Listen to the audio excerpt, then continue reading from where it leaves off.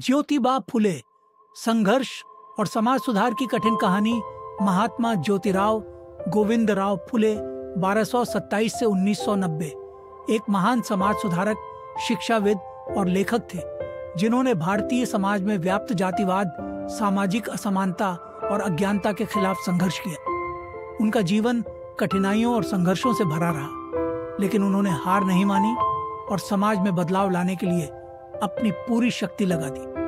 बाल्यकाल की कठिनाइयां।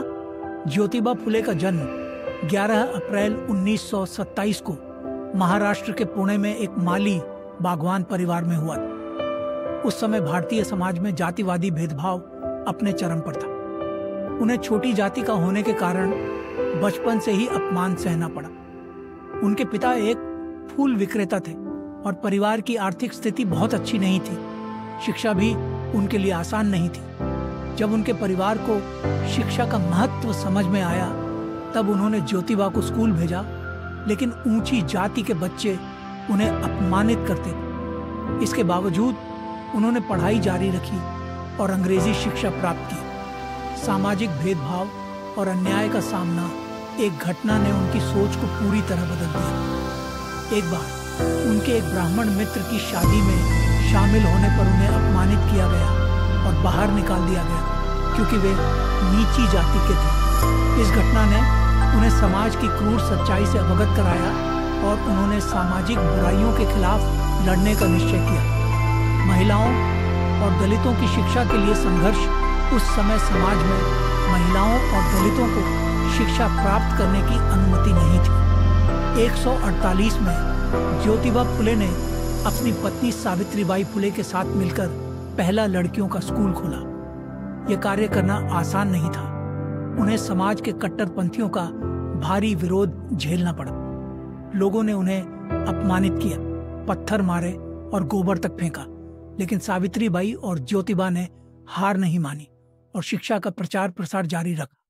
सत्यशोधक समाज की स्थापना, जातिवाद और छुआछूत को खत्म करने के लिए उन्होंने 1873 में सत्यशोधक समाज की स्थापना की। इस संगठन का उद्देश्य समाज के निचले तबके के लोगों को उनके अधिकार दिलाना और उन्हें जागरूक बनाना था। उन्होंने समाज में फैले ब्राह्मणवादी पाखंड और धार्मिक आडंबरों का विरोध किया। कठिनाइयों से भरा जीवन, लेकिन अडिग संकल्प ज्योतिबा फुले को समाज के ठेकेदारों और रूढ़िवादी लोगों का जबरदस्त विरोध झेलना पड़ा।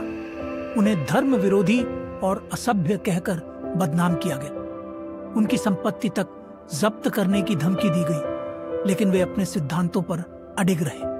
उन्होंने अपने लेखन के माध्यम से भी समाज को जागरूक किया। उनकी प्रसिद्ध पुस्तकों में गुलामगिरी, 1973 और किसान का कोड़ा शामिल है, जिनमें उन्होंने ब्राह्मणवादी शोषण और किसानों की दुर्दशा का वर्णन किया। समाज सुधार की अमर गाथा ज्योतिबा फुले ने शिक्षा, जाति उन्मूलन और महिला सशक्तिकरण के लिए अपना जीवन समर्पित कर दिया।